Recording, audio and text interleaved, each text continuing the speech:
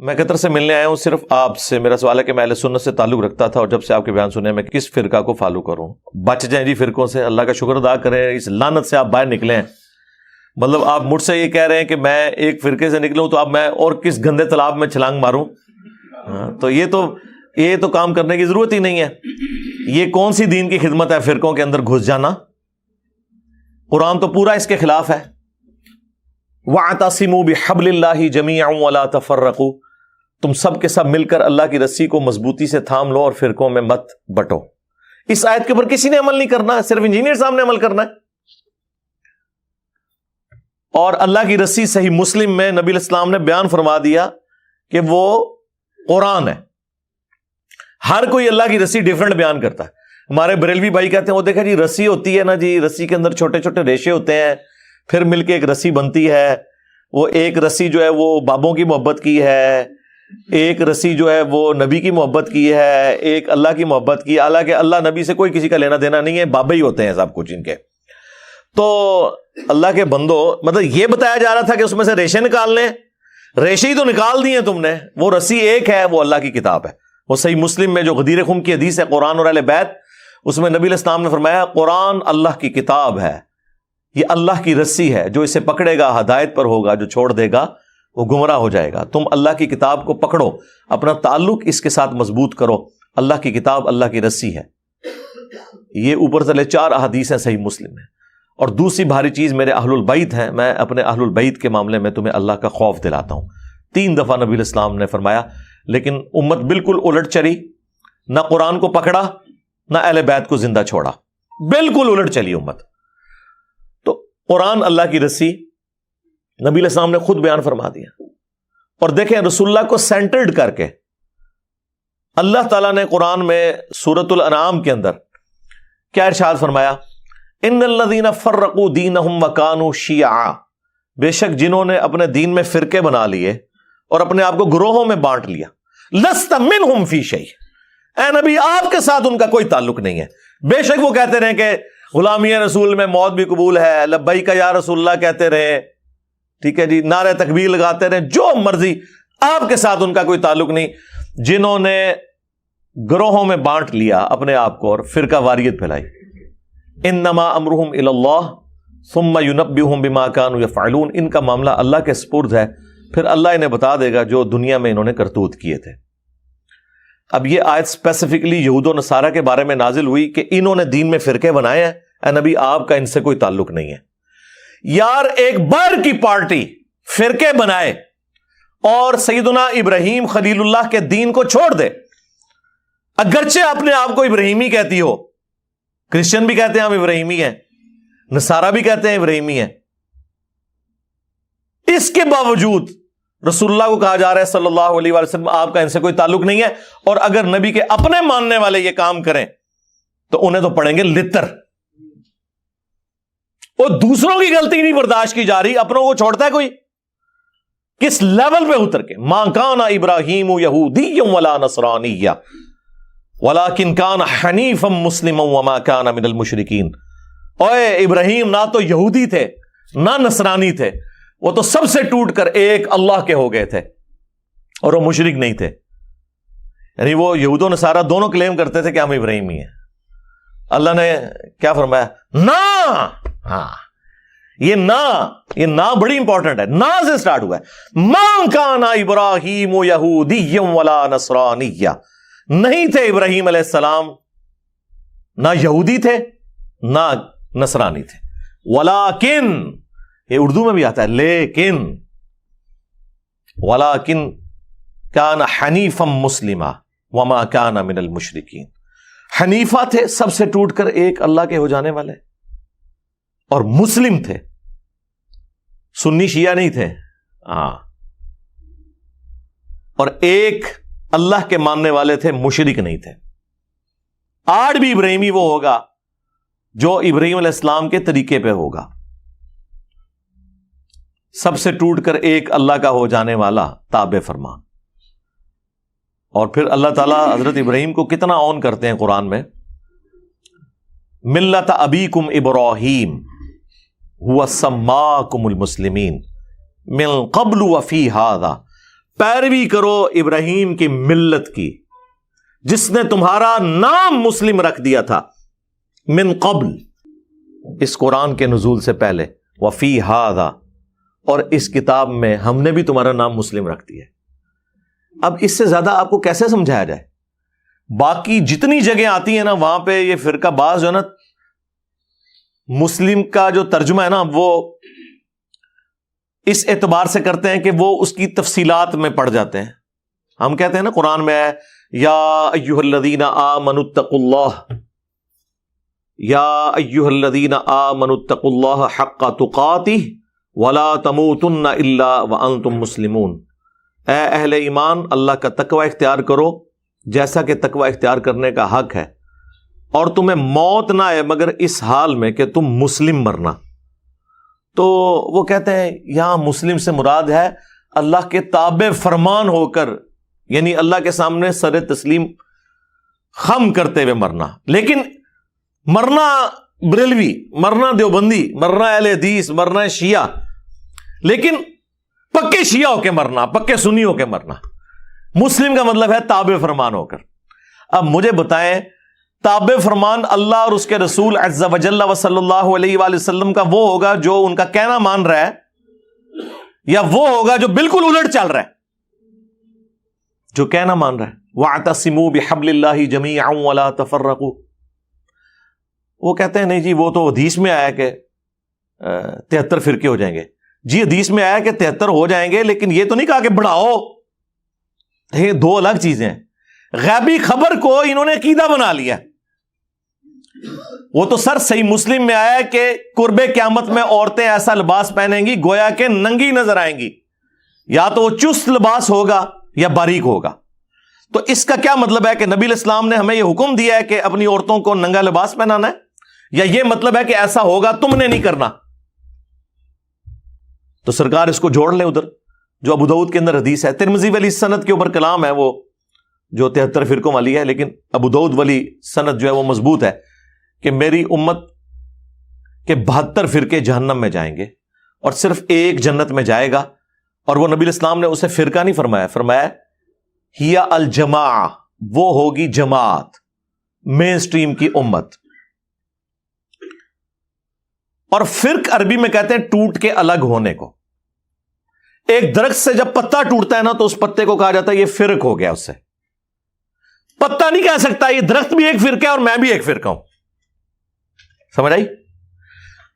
تو اسلام ایک درخت تھا، نبی علیہ السلام کے مبارک زمانے میں صحابہ اہل بیت ایک گروہ تھے، کوئی فرقے نہیں تھے۔ جب ان سے ٹوٹ کے لوگ الگ ہوئے، 72 پتے ٹوٹ گئے، اب وہ 72 یہ کہیں گے کہ اس درخت کو ملا کے ہم ٹوٹل 73 فرقے ہیں، یا یہ کہا جائے گا کہ یہ 72 فرق ہیں، وہ اصل ہے۔ اسی لیے میرا چیلنج ہے کسی حدیث میں اس جنتی گروہ کو فرقہ نہیں کہا گیا۔ وہ ٹیکنیکلی غلط ہے، وہ فرقہ ہو ہی نہیں سکتا۔ جس سے ٹوٹ کے چیز الگ ہو وہ فرقہ ہوتی ہے، اصل چیز تو اپنی جگہ موجود ہے۔ سمجھ آئی؟ اس کو آپ فرقہ کیسے کہہ سکتے ہیں؟ یہ لنگوسٹک میں ہی غلط سٹیٹمنٹ ہو جائے گی۔ اس کے لیے لفظ ہے طائفہ منصورہ، بخاری مسلم دونوں میں حدیث ہے، میری امت کا ایک گروہ قیامت تک حق پر قائم رہے گا، اور کوئی نقصان پہنچانے والا انہیں نقصان نہیں پہنچا سکے گا، وہ حق پر قائم رہیں گے یہاں تک کہ قیامت کی صبح ہو جائے۔ اور امام بخاری نے پتہ ہے اس حدیث کے اوپر کیا باب باندھا ہے؟ ہوا اہل العلم، اس سے مراد وہ لوگ ہیں جو علم والے ہیں۔ انہوں نے نہیں کہا کہ اس سے مراد بریلوی، دیوبندی، وہابی، شیعہ، سنی ہے، اہل علم ہے۔ بعض جہادی تنظیمیں اس کی ایک طریق سے اٹھاتی تھی کہ قیامت تک وہ قتال کرتا رہے گا حق کی خاطر، اور وہ ہمارے مال سے، ہمارے بچوں کی جانوں سے کھیلتے رہے۔ آج وہ FATF کی تلوار میں آ گئے ہیں، اور اب ہماری اسٹیبلشمنٹ اور ہمارے اداروں کو بھی ہوش آئی کہ یہ تو ہمارے بچوں کو ہی مار رہے ہیں۔ تو ہم نے تو 2013 میں ہی کہہ دیا تھا کہ یہ تانوں لمحہ پان گئے۔ اس ٹائم ہماری باتیں انہیں بری لگتی تھی، اب تو کہتے ہیں انجینئر صاحب آپ ٹھیک کہتے تھے۔ تو یہ جہادی تنظیمیں اس حدیث کو جی وہ قتال کر رہے ہیں، لیکن امام بخاری نے ان کا سارا فہم ہی الٹ دیا. انہوں نے اوپر باب باندھا ہوا اہل العلم، یعنی اس سے مراد علمی قتال کرنے والے لوگ ہیں. ہم اس قتال کے مخالف نہیں ہیں، آرمڈ کنفلکٹ کے مخالف نہیں ہیں، لیکن یہ کون سا آرمڈ کنفلکٹ ہے کہ ایک مسلمان دوسرے کو مار رہا ہے فرقے کی بنیاد پہ، لسانیت کی بنیاد کے اوپر، عقیدے کے اختلاف کی بنیاد کے اوپر؟ یہ کون سا اسلام ہے؟ ایون کسی غیر مسلم کی جان بھی نہیں لی جا سکتی ناحق. تو یہ علمی قتال ہے، اس میں وہ والا قتال بھی آ جائے گا جو اسلام کا سمم بونم ہے، ہائیسٹ گڈ ہے، اور علمی قتال. اور یقین مانے پاکستان کو اس وقت علمی قتال کی ضرورت ہے، اس تطہیر کی ضرورت ہے. جو آج آپ کو لوگ بتا رہے ہیں جی کاؤنٹر نیریٹو کریں، جی نیریٹو آپ نے بنایا تھا، کاؤنٹر نیریٹو ہم کریں. ہم تو کر رہے ہیں، اس وقت سے کر رہے ہیں جب آپ وہ والا نیریٹو بنا رہے تھے. ہم اس وقت سے آپ کو کاؤنٹر کر رہے ہیں. آپ ہماری جگہ پہ آگے کھڑے ہو گئے ہیں. اب آپ کو اندازہ ہوا ہے کہ ایک عام بندے کے ہاتھ میں اسلحہ دینے کا کیا نقصان ہوتا ہے، وہ آپ کے سامنے ہے. یہ صرف فوج کا، پولیس کا کام ہے. پولیس کا کام ہے with in country rate of the government کو اسٹیبلش کرنا، اور بارڈرز کے اوپر فوج کا کام ہے کہ وہ اسٹیبلش کرے. اور سیاست میں دونوں کا کوئی دخل نہیں ہے.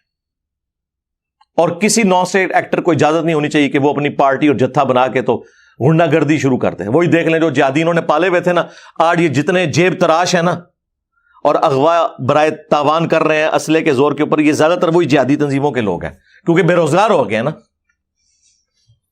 پہلے بھی ہمیں مار رہے تھے، اب بھی ہمیں مار رہے ہیں. تو یہ فرقہ واریت اسلام میں حرام ہے. لہذا کسی حدیث میں نہیں آیا کہ فرقے بناؤ. وہ تو کہا گیا کہ فرقوں میں بٹ جائے گی، تم نے یہ حرکت نہیں کرنی.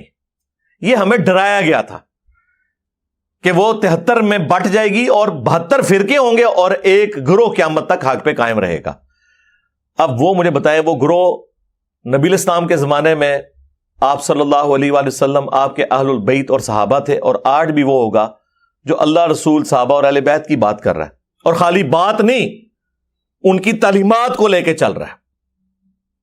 اپنے بابوں کی بجائے رسول اللہ کے قدموں میں امت کو لے کے جا رہا ہے. جو ہم عرض کرتے ہیں کہ میرے نبی سا ہے ہی کوئی نہیں، تیرے بابے تھے شاہی کوئی نہیں. ہاں، کیونکہ تو بابوں کے پیچھے چل رہا ہے. تم لوگوں نے چندے اکٹھے کیے اللہ اس کے رسول کے نام کے اوپر، سواریاں سوار کی مکے اور مدینے کی آوازیں لگا کر، اور پھینکی دیوبند میں، بریلی میں، وہابیت میں، سنیت میں اور شیعت میں. اور دیکھیں کتنا دھوکہ دیا ہے، آوازیں اللہ رسول کی لگائی ہیں. یہ غدار ہیں. لوگ کہتے ہیں جی ان کے ساتھ ذرا نرمی سے بات کریں. ہم سے زیادہ تو نرم ہی کوئی نہیں ہے. حضرت عمر ہوتے تو ان کی گردنیں نظر آتی. ہم تو صرف علمی اختلاف کرتے ہیں. رہ گیا اگر یہ کافر ہونے کی اناؤنسمنٹ کر دیں تو ہم ان کی بات کرنا بھی چھوڑ دیں گے.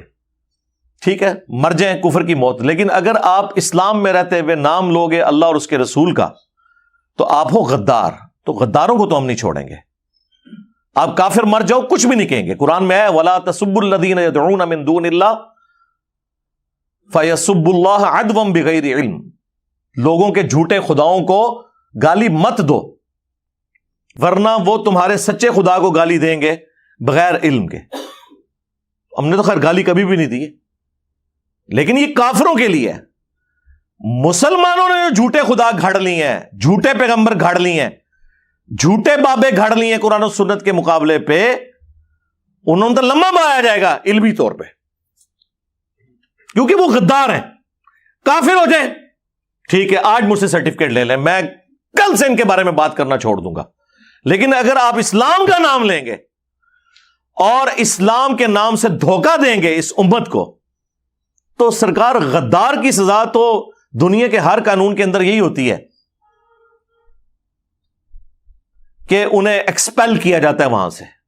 ہم چونکہ اس طرح کے معاملات میں نہیں اترتے، ہم تو صرف علمی اختلاف کرتے ہیں. تو یہ فرقہ واریت ان لوگوں نے پھیلائی ہوئی ہے. نبی علیہ السلام کے بارے میں ایک زبردست حدیث مسند احمد کے اندر موجود ہے، اور وہ حدیث مشکات المصابیح کے اندر بھی موجود ہے. مختلف کتابوں میں ہے، لیکن جو صحیح سند ہے وہ مسند احمد کی ہے، مشکات کے اندر بھی موجود ہے. بڑی زبردست حدیث ہے یہ. نبی علیہ السلام نے زمین کے اوپر ایک سیدھی لکیر کھینچی اور اس کی دائیں بائیں ٹیڑھی لکیریں کھینچی، اور پھر نبی علیہ السلام نے اپنی مبارک انگلی اس سیدھی لائن کے اوپر رکھی اور سورۃ الانعام کی آیت تلاوت کی، وَأَنَّ هَذَا صِرَاطِي مُسْتَقِيمًا، یہ ہے میرا سیدھا راستہ، فَاتَّبِعُوهُ، اسی کی پیروی کرو، وَلَا تَتَّبِعُوا السُّبُلَ، اور ارد گرد کے جو راستے ہیں ان کی پیروی مت کرو، وہ تمہیں اللہ کے راستے سے بہکا دیں گے۔ یہی وہ چیز ہے جس کی اللہ تعالیٰ تمہیں وصیت کرتا ہے تاکہ تم ڈر جاؤ۔ یہ نبی علیہ السلام نے تلاوت کی، اور پھر نبی علیہ السلام نے ساتھ فرمایا کہ یہ سیدھا راستہ میرا راستہ ہے، یعنی نبی علیہ السلام کا راستہ، اور یہ ارد گرد جو ٹیڑھے راستے ہیں نا، یہ شیطان کے راستے ہیں۔ اور نبی علیہ السلام فرمایا ہر راستے کے اوپر ایک شیطان بیٹھا ہوا ہے جو تمہیں اپنی طرف بلا رہا ہے، یعنی یہ جو کہہ رہے ہیں نا ساڈے فرقے چ آ جاؤ، جنتی فرقہ ساڈا ہے، جہاں تواڈے بارے اللہ نبی صاحب 10 گنے بے فکر رہو۔ نبی علیہ السلام فرمایا ادھر ادھر نہیں جانا، میرے راستے پہ جانا ہے۔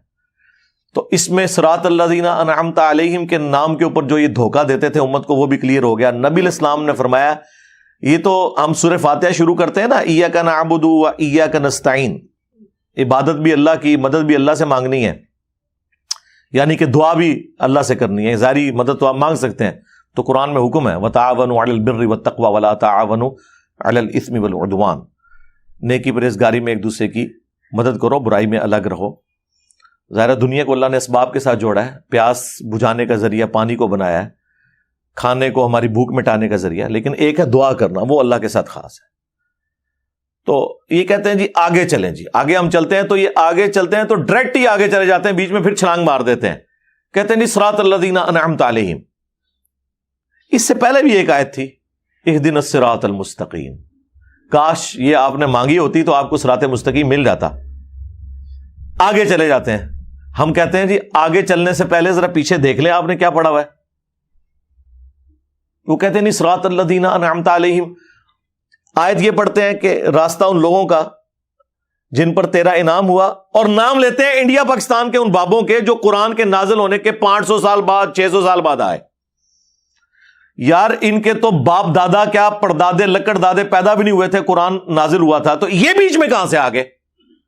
قرآن تو صراط الذین انعمت علیہم انہی کو جانتا ہے نا کہ جنہیں قرآن کہہ رہا ہے من النبیین والصدیقین والشہداء والصالحین، سورۃ النساء کے اندر، اور ڈیفینیٹلی کون؟ انبیاء کرام، صحابہ اکرام اور اہل بیت۔ بعد میں تو ہر فرقے کا اپنا باب ہے۔ بریلویوں کے جو صراط الذین انعمت علیہم ہیں وہ دیوبندیوں کے نزدیک مشرک ہیں، اور دیوبندیوں کے جو صراط الذین انعمت علیہم ہیں وہ بریلویوں کے نزدیک گستاخ رسول ہیں۔ سامو بڑے بڑے صراط الذین انعمت علیہم، اور ہمارے صراط الذین انعمت علیہم وہ ہیں جنہیں سارے مانتے ہیں، یعنی نبی علیہ السلام، اہل بیت اور صحابہ اکرام علیہم رضوان و علیہم السلام اجمعین۔ ٹھیک ہے، تو پیچھے آپ پڑھ کے دیکھیں اہدنا الصراط المستقیم، اے اللہ ہمیں چلا سیدھے راستے پر، راستوں پر نہیں۔ ہاں کہتے ہیں جی سارے ہی حق پہ ہیں، چاروں فقہ حق کے اوپر ہیں، اور مصلی خانہ کعبے میں 4 ڈالے رکھے انہوں نے 1517 سے لے کے 1917 تک، 400 سال تک خانہ کعبے میں 4 امام تھے، حنفی شافعی مالکی حنبلی، سارے الگ الگ نماز پڑھتے تھے اور کہتے تھے چاروں امام حق پہ ہیں، تو نماز تو کٹھی پڑھو، چلو ایک حنفی پڑھا لے دوسرا شافعی پڑھا لے، نہیں، امام اپنے اپنے، مصلی اپنے اپنے، اور چاروں حق پہ ہیں۔ کیوں دھوکھا دے رہے ہو؟ کہاڑیاں بند کرو۔ گورا اسی لیے تو آپ کا مذاق اڑاتا ہے، یہ تو سعودی حکومت نے آ کے اٹھائے ہیں یہ مسلح، اس پہ میری تفصیلی ویڈیو ریکارڈ ہے۔ 400 سال تک انہوں نے کعبے کو بھی فرقوں میں ڈیوائیڈ کیا ہوا تھا،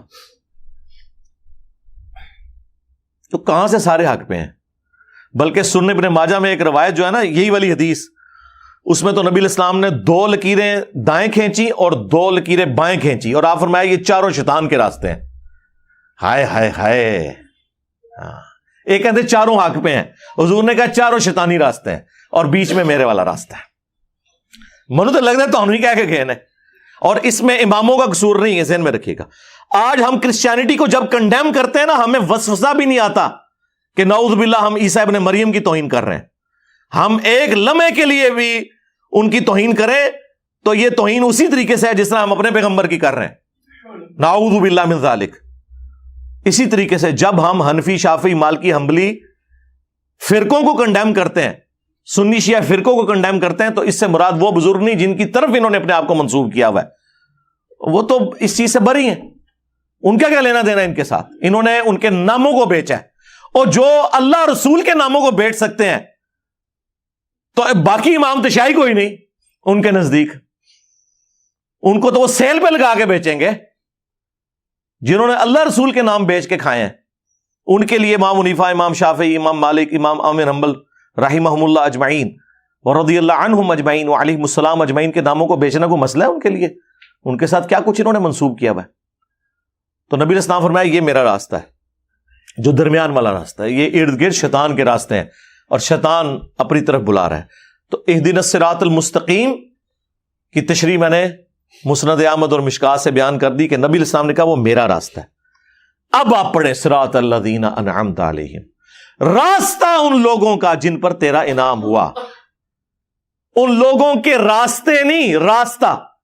تو راستہ کون سا ہے؟ نبی علیہ السلام کا۔ اس کا مطلب ہے یہ کہ جس طرح اللہ نے اپنے نبی علیہ السلام کے ذریعے امت کو ہدایت دی، ایک راستہ بتایا، اور اس کے اوپر صحابہ کرام اور اہل بیت چل کر کامیاب ہوئے، اس طرح ہمیں بھی اسی راستے پہ چلنے کی توفیق دے۔ صراط الذین انعمت علیہم کا مطلب یہ ہے، ورنہ تو ہوتا کہ بزرگوں کے راستوں پہ چلنے کی توفیق دے، نہیں، بزرگوں کا راستہ۔ کون سے بزرگوں کا راستہ؟ جو اپنے نبی کے وفادار تھے، غداروں کا نہیں کہ چندے کھاتے رہے اللہ اور اس کے رسول کے نام کے اوپر، ان کا نہیں۔ تو نبی کا راستہ تو سرکار وہی بتا رہا ہے آپ کو جو دلیری سے یہ کلمہ حق بلند کر رہا ہے کہ میرے نبی سا ہے ہی کوئی نہیں، تیرے بابے تے شاہ ہی کوئی نہیں۔ یعنی اس سے مراد ہے رسول اللہ کے مقابلے پہ، ہمارے مقابلے پہ نہیں۔ آپ کو کہتے نہیں ہے جی وہ جی کوئی بڑے سے بڑا بزرگ بھی ہو، ایک صحابی کے گھوڑے کے قدموں کی خاک جو اس کے نتنوں میں بیٹھتی ہے اس کے برابر نہیں ہے۔ خود تو اپنے بزرگوں کو اس طرح ذلیل کرتے ہو، اس کے مقابلے پہ بابے تے شاہی نہیں، یہ تو بہت چھوٹا جملہ ہے۔ آئے نا داڑھ تھلے، کہنا تو چاہیے کہ تواڈے بابے جڑے نا گھوڑیاں دی خاک دے برابر بھی نہیں، خود تو یہ بتا رہے ہوتے ہیں۔ وہ کہتے ہیں نہیں، وہ ہم کہہ رہے ہوتے ہیں صحابہ کے مقابلے پہ۔ تو سرکار ہم بھی آپ کے بابوں کو رسول اللہ کے مقابلے پہ کہہ رہے ہیں، اپنے مقابلے پہ تو کہہ ہی نہیں رہے۔ ویسے تو اپنے مقابلے میں بھی کہے تو کوئی اتنی غلط بات نہ ہو جو کچھ ہو چکا ہے بابوں کے ساتھ۔ صدیوں میں آپ لوگوں نے جو عزتیں ویل کی تھی، 14 سال مٹی پلیت ہو گئی ہے، جو جھوٹ کی عمارتیں آپ نے کھڑی کی ہوئی تھی۔ تو الحمدللہ فرقہ واریت کے خلاف آواز یہاں سے بلند ہو رہی ہے، اور اسلام میں فرقوں کی کوئی اجازت نہیں ہے، لہذا ہمیں یہ اس طرح کی پرچیاں نہ لکھ کے بھیجا کریں کہ جی ہمیں فرقہ بتائیں کون سا ہے۔ آپ یہ دعا کیا کریں کہ ہمیں اللہ اور اس کے محبوب صلی اللہ علیہ وآلہ وسلم کی تعلیمات کے مطابق اے اللہ زندہ رکھنا، اسی پہ موت دینا۔ آمین۔ صلو علی محمد وآل محمد، اللہم صلی علی محمد وعلی آل محمد واصحاب محمد وازواج محمد اجمعین الی یوم الدین، آمین۔